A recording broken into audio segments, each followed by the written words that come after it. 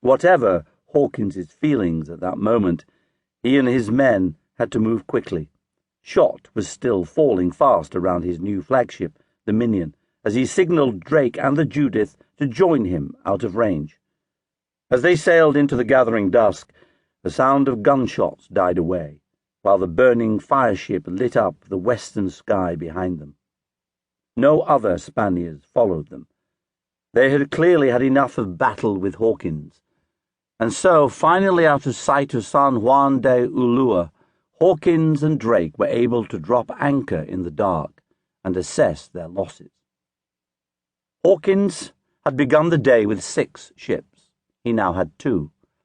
Of his 300 men, he had lost more than a third. It was true that he had given nearly as well as he had gotten, and sent the Spaniards 2 proud flagships to the bottom. He had escaped the trap they had elaborately set for him, including the fireship. But escape had cost him dearly, in blood, ships, and, thinking of the silver he had been forced to abandon on the Jesus, treasure. Yet no grief at his losses could equal the rage he felt at having been deceived and betrayed. The Spaniards had given their word, and then played him false. Somehow, some way, he would make them pay. In the morning, he had one more nasty shock. The Judith was gone. A few hours before dawn, Drake had raised anchor and set sail, taking with him the bulk of the gold and silver his cousin had transferred to him, and leaving Hawkins and his overloaded, undersupplied ship to their fate. A heartless and selfish move, no doubt, but also a clear-eyed one. The Judith, escorting the wounded and clumsy Minion, might make it home to England. The Judith alone almost certainly would. Here, in 1568, on his first command, Francis Drake revealed himself as he would be for the rest of his career, a smart, bold, ruthless bastard. Hawkins may have cursed Drake's name and his own bad luck, but he also knew that whatever had befallen him and his men up to this point, worse was almost certainly going to come. No coastline port or island in the Caribbean was now safe. The Minion would have to sail directly for Europe without stopping for supplies, even though she was woefully short of food and water. When they learned this, almost half his crew, including Job Hartop, told him they wanted to be left behind on the coast to take their chances with the Spanish or the natives, rather than live on boiled leather on the voyage home. Hawkins didn't mind.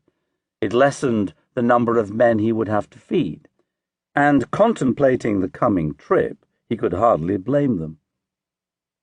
The Atlantic crossing took 3 months.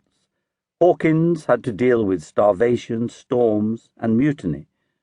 His men ate every living thing they could find on the ship, pigs, dogs, rats, and parrots, until they got down to chewing on pieces of oxhide and leather gloves. Halfway through, the dread of every long-distance ocean voyager struck: scurvy. Men's gums bled, their teeth fell out, and their legs and fingers turned black. Finally, the Minion made landfall in northwest Spain. Hawkins entered the port of Vigo to beg for food before all his men died. A Spanish eyewitness caught sight of him there, gaunt and haggard, but with the same crimson velvet breeches and a scarlet leather jacket trimmed with silver braid, and the same air of self-assured command. The Minion left Vigo on January the 20th, 1569, and reached Plymouth Sound on January the 25th.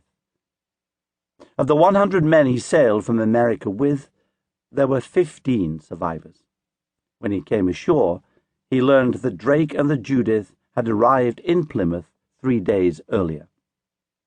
But Hawkins was too preoccupied for recriminations.